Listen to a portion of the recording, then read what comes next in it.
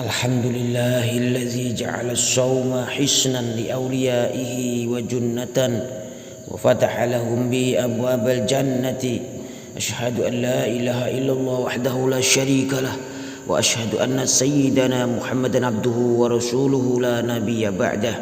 اللهم صل وسلم على سيدنا محمد قائد الخلق وممهد السنة وعلى آله وأصحابه ذوي الأبصار الثاقية والعقول المرجحة. أما بعد فيا أيها الناس اتقوا الله حق تقاته ولا تموتن إلا وأنتم مسلمون. فقد قال الله تعالى في كتابه الكريم ما يلفظ من قول illa ladaihi raqibun atid. Kaum muslimin sekalian yang dirahmati Allah, mari kita semua untuk menambah kualitas takwa kita kepada Allah Subhanahu wa taala dengan cara meningkatkan kepatuhan terhadap semua perintah dan meninggalkan larangannya. Begitu juga mari kita senantiasa mensyukuri nikmat iman dan sehat yang masih melekat pada diri kita dengan cara memanfaatkannya semaksimal dan sebaik mungkin. Sangat mudah bagi Allah mencabut nikmat itu dari diri manusia, dan semoga itu tidak akan menimpa kita. Saudaraku sekalian yang dirahmati Allah, kini kita telah berada di era kemerdekaan berpendapat dan berekspresi. Kebebasan tiap warga untuk menyampaikan gagasan dan kritik. Hak-hak mereka untuk bersuara tanpa tekanan dan intimidasi telah dilindungi oleh undang-undang. Kaum muslimin sekalian, kebebasan ini adalah sebuah anugerah besar di saat sebagian warga di negara lain masih terbelenggu kemerdekaan berpikirnya dan diliputi ketakutan menyampaikan pendapat. Kita di Indonesia sudah beranjak dari suatu situasi buruk itu. Kita pun punya peluang untuk produktif berkarya, mempublikasikan ide, bahkan kritik membangun terhadap kebijakan atau situasi yang menurut kita perlu diperbaiki. Saudaraku sekalian, namun demikian di balik kebebasan selalu ada tanggung jawab besar. Kebebasan tidak akan pernah mutlak. Ia dibatasi oleh kebebasan orang lain, diikat oleh tata krama, dan mesti memperhatikan kepatuhan dan dampak buruk yang akan ditimbulkan. Tanggung jawab ini semakin relevan di era media sosial saat ini, ketika semua orang bisa berkomentar, bahkan berfatwa tentang apa saja. Saudaraku sekalian, media sosial itu ibarat pisau di dapur. Ia penting sejauh dibutuhkan untuk hal-hal bermanfaat seperti mengiris sayur, memotong daging, dan keperluan memasak lainnya. Namun pisau juga berbahaya ketika ia gunakan secara sembarangan atau untuk kepentingan yang tidak semestinya. Media sosial adalah sarana yang bisa membuat kita produktif dan kreatif, tetapi bisa juga mengecoh dan menyebabkan kemalasan. Media sosial memfasilitasi kita dapat bersilaturahim dan menjalin keakraban dengan kolega yang berjauhan, tetapi juga bisa memfasilitasi kita dalam merusak hubungan dan menyulut permusuhan. Media sosial memudahkan kita untuk belajar dan menimba banyak wawasan, tetapi juga bisa membuat kita gampang terprovokasi dan terjerumus dalam kesesatan.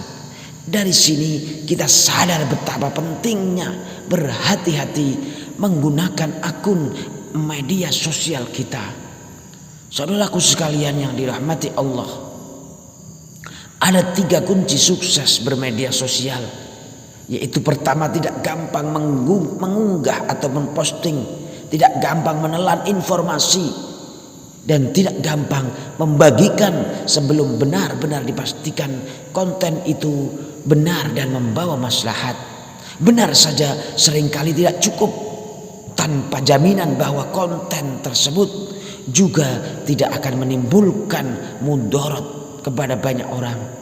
Kaum muslimin, saudaraku sekalian yang tercinta, yang dirahmati Allah, maka pantaslah Rasulullah sallallahu alaihi wasallam mengingatkan, "Wa man kana yu'minu billahi wal yaumil akhir falyaqul khairan aw liyasmut."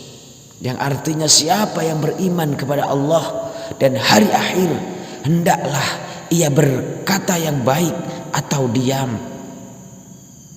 Pesan yang sangat penting dalam hadis ini terlihat dari dikaitkannya perintah untuk berhati-hati dalam berkata dengan keimanan kepada Allah dan hari akhir. Di era media sosial seperti sekarang, bunyi instruksinya kira-kira selaras dengan nasihat seperti ini. Jika tidak bisa membuat konten atau komentar yang baik di media sosial, maka berhentilah bermedia sosial. Itu berdampak pada kesempurnaan imanmu. Kaum muslimin sekalian yang dirahmati Allah, salah satu godaan yang paling sukar dihindari oleh pengguna media sosial adalah berkomentar atau menanggapi semua hal, terutama terkait isu yang sedang viral. Masalah muncul ketika mereka mengabaikan otoritas atau kelayakan diri untuk berkomentar, padahal setiap topik pembicaraan memiliki ahli masing-masing. Saudaraku sekalian yang dirahmati Allah, ahli medis layak bicara tentang kesehatan, ahli fikih pantas bicara soal hukum Islam, pakar ilmu politik layak bicara tentang politik. Tidak sepantasnya siapa saja bebas bicara apa saja di luar kapasitasnya. Inilah yang dinamakan menggunakan kebebasan secara tidak bertanggung jawab, yakni ketika para amatir ikut berkomentar sembarangan tentang apa yang tidak dikuasainya. Maka akan bahaya apabila ahli musik berbicara tentang kedokteran, komedian berbicara politik, petinju berbicara soal hukum, apalagi petarung yang berbicara soal hukum Islam tanpa ilmu yang mumpuni. Mari kita lihat dan amati sendiri bagaimana para oknum artis yang mendadak insaf dan menjadi pendakwah. Mantan ini, mantan itu, yang bertobat lalu karena kepiawaiannya berbicara akhirnya seolah menjadi orang yang paling benar dan pintar sendiri, berani mengobok-ngobok kelompok dan komunitas lainnya hingga membuat perpecahan dan permusuhan antar sesama. Na'udzubillahi min dzalik.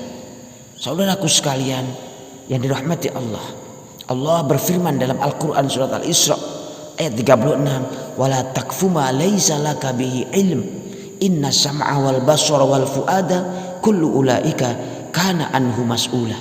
Dan janganlah kamu mengikuti sesuatu yang tidak kamu ketahui, karena pendengaran, penglihatan dan hati nurani semua itu akan dimintai pertanggungjawabannya. Imam Ghazali beliau mengatakan, li ajlil juhal kasu al khilafu bainan nas walau sakata man la yadri laqalla al khilafu bainal khalaq. Karena orang-orang bodohlah terjadi banyak kontroversi di antara manusia. Seandainya orang-orang tanpa keahlian berhenti bicara, niscaya berkuranglah perselisihan di antara sesama. Kaum muslimin yang dirahmati Allah, di bulan Ramadan ini kita seyogyanya bisa merenung sejauh mana kualitas kita selama ini dalam menanggapi suatu hal di media sosial atau di mana saja. Sudah sesuaikah dengan kapasitas kita?